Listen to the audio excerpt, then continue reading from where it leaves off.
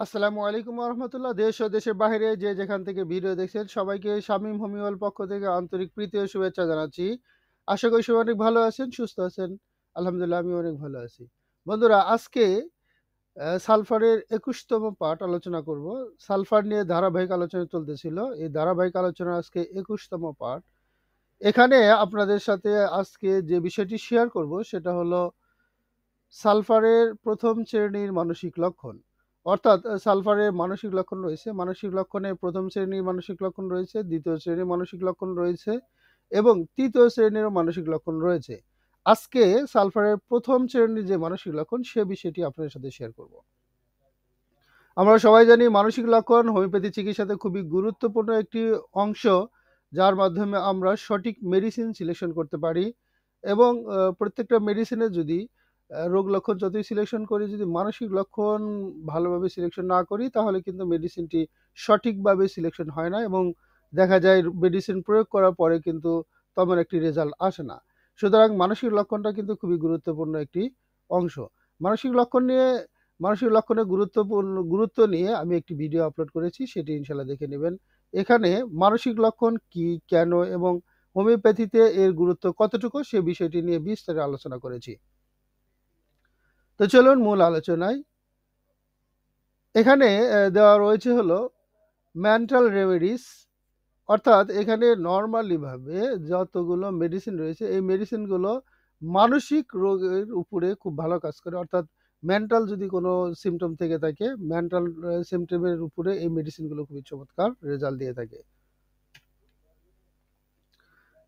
First গ্রেডের যে মানসিক লক্ষণ রয়েছে তার মধ্যে হলো এই সালফার রোগীরা দেখা যায় পুরাতন যে কাপড়গুলো আছে, এই পুরাতন কাপড় চোপড় যা আছে এই জিনিসপত্রকে সে সিল্কের মতো মনে করে। হ্যাঁ, অর্থাৎ খুবই মূল্যবান জিনিসপত্র মতো মনে করে থাকে। নিজের শরীর এত নোংরা তবুও পরিষ্কার পরিচ্ছন্নতার প্রতি উদাসীন হয়ে থাকে। অর্থাৎ দেখা যায় এরা সালফার অনেক এখানে অনেক সময় দেখা যায় এদের নোংরা স্বভাবটা বেশি থাকে এবং এদের মনের ভিতরে এত নোংরা স্বভাবটা থাকে যে সে নিজের শরীর কতটুকু নোংরা হয়েছে না হয়েছে সে বিষয়টা তার সে ধারণা থাকে না।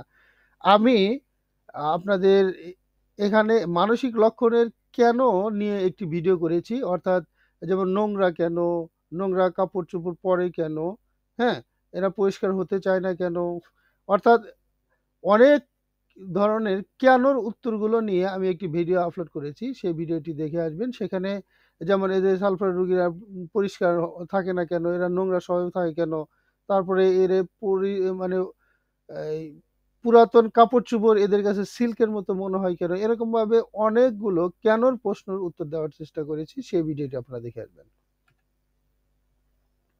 বুকে চাপ পড়লে মনে উৎকণ্ঠা বেড়ে যায়। এদের যখন বুকে কোনো কিছুর কারণে চাপ পড়ে যায় তখন এদের মনের ভিতরে একটি উৎকণ্ঠা ভাব দেখা যায়।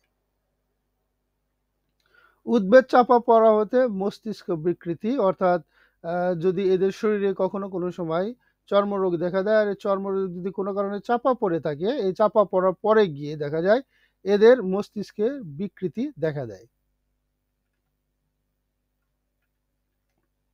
এদের মধ্যে আরেকটি স্বভাব রয়েছে হলো হার্ডিনেস, অর্থাৎ দ্রুত চলাফেরা, কথাবার্তা। যেহেতু সালফার একটি অ্যান্টিসোরিক মেডিসিন, সো সোরার মধ্যে দ্রুত দ্রুত এবং অধৈর্য যে ভাব সেটি রয়েছে। প্রত্যেকটা কাজকর্ম, কথাবার্তা এবং আচার-আচরণ, খাওয়া-দাওয়া সবকিছুতেই এদের দ্রুত একটি ভাব থাকে। কিন্তু কাজের ক্ষেত্রে এরা খুবই অলস হয়ে থাকে।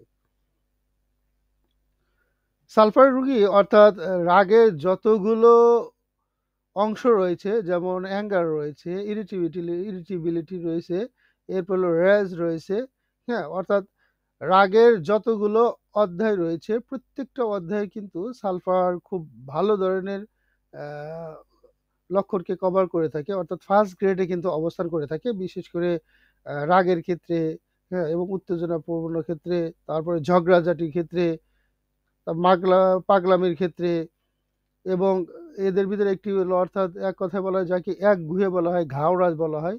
এই ঘাওড়ার ক্ষেত্রে কিন্তু সালফার ফার্স্ট গ্রেডে রয়েছে।